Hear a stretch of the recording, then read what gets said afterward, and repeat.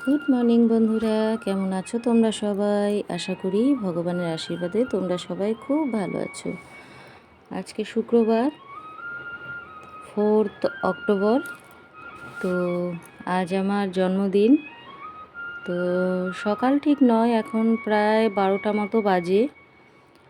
টুকটাক কাজকর্ম সেরে, স্নান সেরে চলে এসেছি। ভগবানের সামনে একটু মাথা ঠেকিয়ে আশীর্বাদ নিয়ে বসে পড়েছি। সকালবেলা করেই, মানে সকাল ঠিক নয়, তবুও দিদি আশীর্বাদ করতে নিল ধান দুব্বো দিয়ে। তো দেখতেই পাচ্ছ আমার মুখের অবস্থা। আনন্দের দিন হলেও আজকে আমার ফেসটাতে কোনো রকম আনন্দের ছায়া এই মুহূর্তে দেখা যাচ্ছে না। কারণ আজকে আমি খুব, কি বলবো, কষ্ট পাচ্ছি মন থেকে। তার কারণ হলো, যাদের জন্য আমার এই দিনটা, যাদের জন্য আমার এই পৃথিবীতে আসা, আমার বাবা মা, আমি আমার বিয়ের পর বা এই বাড়িতে আসার পর থেকে একবারও এই দিনটাতে তাদের সাথে থাকতে পারিনি বা তাদের পাইনি আমার পাশে। তো তার অনেক কারণ আছে, সেগুলো অন্য এক সময় তোমাদের বলবো। তো প্রত্যেকটা বছরই, ছোট হোক যেভাবেই হোক, অন্যান্যবার এতটা করা হয় না। গত 2 বছর কি 3 বছর যাবৎ একটু সেলিব্রেট হচ্ছে। তারও কারণ আছে, সেগুলোও তোমরা জানতে পারবে আস্তে আস্তে। ছোট্ট করে বলে দিই যে এই বাড়িতে এর আগে যারা উপস্থিত ছিল, তারা কখনোই এই জিনিসগুলো হতে দেয়নি, বা এদের যে পাওয়ারটা ছিল সেটাকে ছাপিয়ে আমার হাজব্যান্ড উঠতে পারেনি যে তার বউয়ের বা তার মেয়েদের বার্থডে খুব সুন্দরভাবে সেলিব্রেট করবে। এরকম সিচুয়েশান আমরা পাইনি।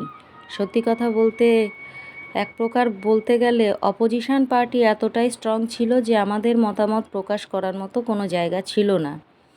তো ইতিমধ্যে হয়তো তোমরা জানো যে আমার শ্বশুরমশাই আর শাশুড়ি মা, এনারা মারা গেছেন। গত 2 বছর হলো আমার শাশুড়ি মা মারা গেছেন, আর শ্বশুরমশাই 3.5 বছর হয়ে গেছে।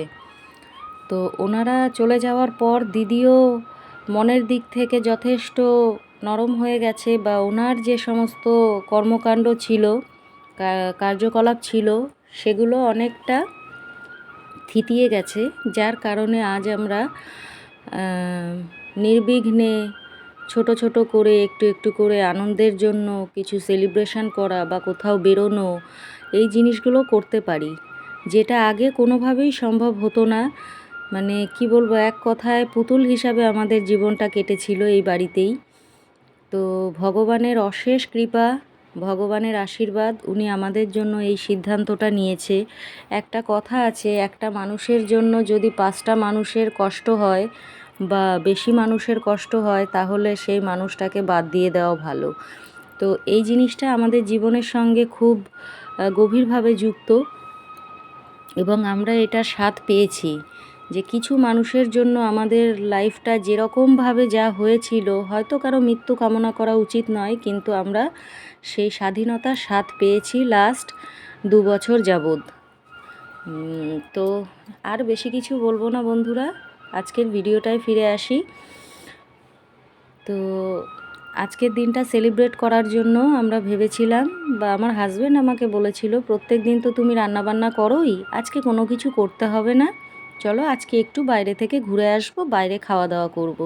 তো সেইভাবেই আমরা সিদ্ধান্ত নিয়েছিলাম। রাত্রিবেলায় দিদিকে বলে সব কিছু ঠিক করে রাখা হয়েছিল, কিন্তু সকালবেলায় ঘুম থেকে ওঠার পর দিদি বলল, না আমার প্রচণ্ড শরীর খারাপ, আমি যেতে পারবো না।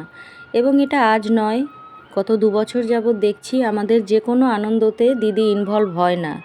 তার মানে আমরা যতটা বুঝেছি, শুরু থেকে সে আমাদের প্রতি মানসিকতাটা যেরকম রেখে গেছে, আজও সেই জায়গাটা বজায় রেখেছে। ঘরে যতটুকু তাকে ডেকে ইনভলভ করা যায় সে ইনভলভ হয়, এক প্রকার বাধ্য হয়েই। কিন্তু যখনই কোনো প্রশ্ন আসে যে আমরা বাইরে গিয়ে কিছু করব, বা ঠাকুর দেখতে বেরোবো, বা কোথাও ঘুরতে যাব, বা কোনো মেলায় যাব, সে আমাদের সঙ্গে যেতে চায় না। তো আমরাও এই জায়গাটায় জোর করি না, বয়স হয়েছে, কারণ আমরা নেগেটিভটা ধরার থেকে পজিটিভটা ধরি, যে বয়স হয়েছে তাই হয়তো আজ আর কোথাও বেরোতে চায় না। কিন্তু কোথাও না কোথাও আমরাও জানি যে অন্যান্য জায়গা, যেই জায়গাগুলো তার সুইটেবল মনে হয়, তার আত্মীয় স্বজনের বাড়ি বা অনুষ্ঠান, সেখানে সে যায়। তো যাই হোক, বাদ দাও এ সমস্ত কথা, এগুলো বলে শুধু শুধু মনের মধ্যে কষ্টই বাড়বে। তো যাই হোক, তারপর আমরা ঠিক করলাম যে ঠিক আছে আমরাই বেরোবো, আর আমরা দিদির জন্য খাবার নিয়ে আসবো, দিদি খাবে বাড়িতেই। তো যাই হোক, আমাকে আশীর্বাদ করলো। করার পর দেখো, এটাকে আমি আশীর্বাদই বলবো, জানি না সে কী বলেছে কী করেছে, কিন্তু এটা আমার কাছে, যেহেতু আমি তার মনের কথা জানি না, আমার কাছে এটা আশীর্বাদ, বা আমাদের প্রত্যেকেরই ছোটোখাটো অনুষ্ঠানে সেই আশীর্বাদ করে।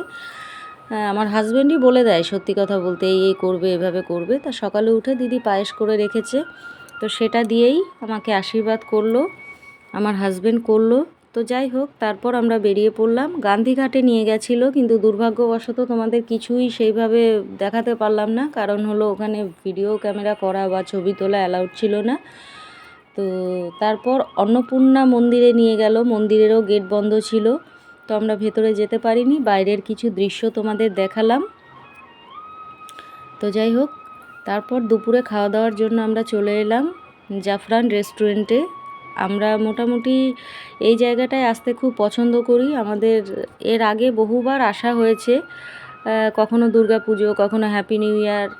মানে সত্যি কথা বলতে কি জানো তো, লুকিয়ে, এক প্রকার বলতে হয় লুকিয়ে আমাদের বেরোনো হয়েছে, খোলাখুলিভাবে সেইভাবে আসা হয়নি।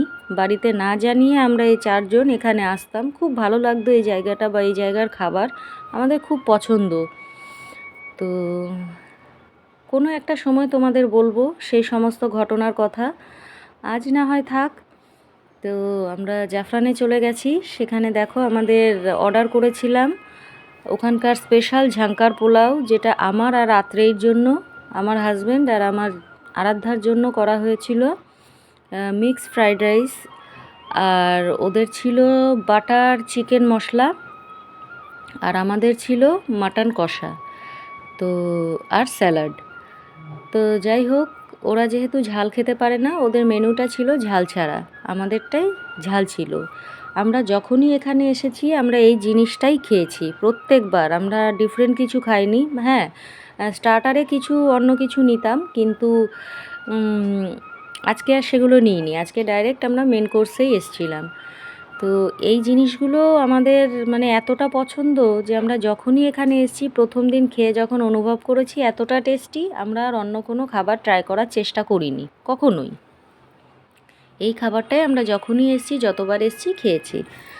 তো যাই হোক, এখানে আসার পর আমরা আমাদের খাওয়া দাওয়া করলাম, এবং দিদির জন্য বা রাতে খাবারের জন্য আমরা এখানে অর্ডার করে দিলাম। তো ওরা পার্সেল রেডি করে দিচ্ছে। তো খাওয়া দাওয়ার পরে একটু এই ঘুরিয়ে তোমাদের দেখাচ্ছি কীরকম জায়গাটা। তো তোমরা আমাদের এই শ্যামনগর, ব্যারাকপুর, এই সমস্ত জায়গা আশেপাশে যারা থাকো, দাদা বৌদিতে হয়তো সবাই যায়, অনেকেই যায়, আমরাও গেছি বহুদিন আগে একবার। তো যাই হোক, এই জায়গাটায় একবার এসো, এখানকার আপ্যায়ন খুব সুন্দর, খাবারও খুব সুন্দর, খুব টেস্টি খাবার। তো একবার এসো, ভালো লাগবে। তো আমাদের খাওয়া দাওয়া কমপ্লিট হয়ে গেছে, আর দেখো এই যে খাবারের পর মুখ শুদ্ধির জন্য যে জিনিসটা দেয়, আমার আরাধ্যার এত পছন্দ, ও খেতেই থাকে খেতেই থাকে। ওর যাওয়ার হয়তো একটাই কারণ, যে ও এই জিনিসটা খাবে। তো যাই হোক, আমরা টোটো করে বেরিয়েছিলাম, বাইরে আমাদের টোটো অপেক্ষা করছে, তার জন্য আমি বলছি তাড়াতাড়ি চল তাড়াতাড়ি চল, কিন্তু বিলটা পেমেন্ট হয়নি, ওনারা এখনও বিল নিয়ে আসেনি, তার জন্য আমরা বসে রয়েছি। তো সত্যি কথা বলতে কি জানো তো, প্রত্যেক সময় না মনে করি যে এখন একজন আছে, আমি বা আমার হাজব্যান্ডের তো ভুলে যাওয়ার কথাই, তার পরিবারের যা যা কৃতকর্ম। তো যাই হোক, আমি চেষ্টা করি ভুলে যাওয়ার, কারণ আমাদের 2টো বাচ্চা আছে, তাদেরকে তাদের পরিবার সম্বন্ধে কী শেখাবো।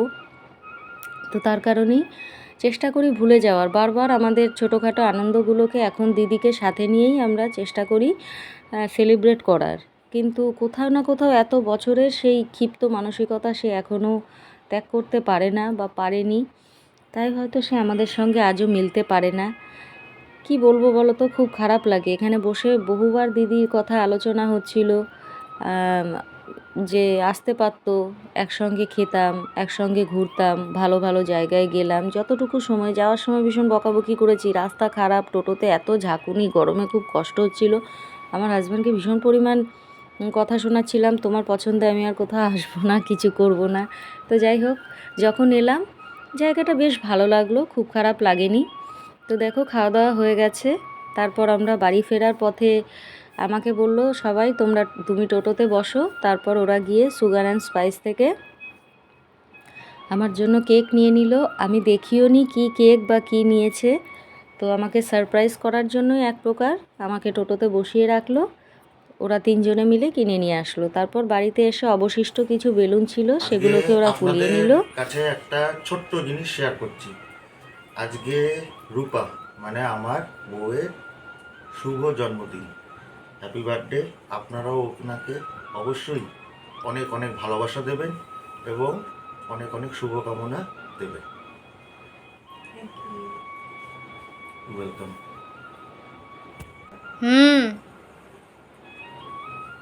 Happy birthday to you, happy birthday to you, short করে happy birthday dear Rupa. Thank you, সবাইকে অনেক অনেক ধন্যবাদ এত সুন্দর একটা অ্যারেঞ্জমেন্ট করার জন্য। খুব খুব খুব খুশি হয়েছি। ডেকোরেশন, সমস্ত কিছু, সারাটা দিন যেভাবে আমাকে স্পেশাল ফিল করানো হয়েছে, সব কিছুর জন্য অনেক ধন্যবাদ। আমার অদিবাবু, আসো। হাততালি, টিস টিস টিস টিস টিস টিস টিস টিস টিস। আমার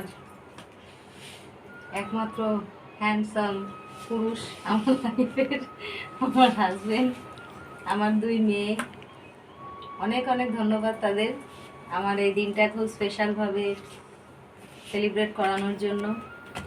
থ্যাংক ইউ। তো আমার বাড়ির প্রত্যেকে মানে এক প্রকার আমার যে দুই মেয়ে আর আমার হাজবেন্ড আমাকে এইভাবেই আজকের দিনটা খুব স্পেশাল ফিল করানোর চেষ্টা করেছে, এবং সত্যি কথা বলতে আমি খুব খুশি হয়েছি, খুব ভালো লেগেছে সারাটা দিন যেভাবে এরা আমাকে স্পেশাল ফিল করিয়েছে। আর এই ঘরটা ওরাই ডেকোরেশন করেছে। আমাকে বলেছিল আগে থেকে তুমি আসবে না, আমি যাইনি, কারণ প্রত্যেকের জন্মদিন হোক যাই হোক সব কিছুতে আমি ইনভলভ থেকে ডেকোরেশনের জায়গাটা একটু দেখি, কারণ এরা আমার ধারণা ঠিকঠাকভাবে করতে পারবে না। তো আজকে ওরাই সব কিছু করেছে, সমস্তটা বেলুন দিয়ে সাজানো হোক বা যা যা হোক সে সমস্ত করেছে। তো খুব ভালো লেগেছে, খুব ভালোভাবে কাটলো আজকের দিনটা। শুধু গরমটা ভীষণ পরিমাণ ছিল, এটাই খারাপ লাগলো। তো বন্ধুরা, তোমরা এতক্ষণ ধরে আমার ভিডিওটা দেখলে, আমারও খুব ভালো লাগলো তোমাদের জন্য। তো অনেকটা দুঃখ মনে, কি বলবো বলো তো, অনেকটা দুঃখ, কিন্তু তার মধ্যেও যে আমার পরিবার আমাকে খুশিতে রাখার চেষ্টা করে, এই জিনিসটাই মন ছুঁয়ে যায়। তো বন্ধুরা, ভিডিওটা আজকে এখানেই স্টপ করলাম। টাটা।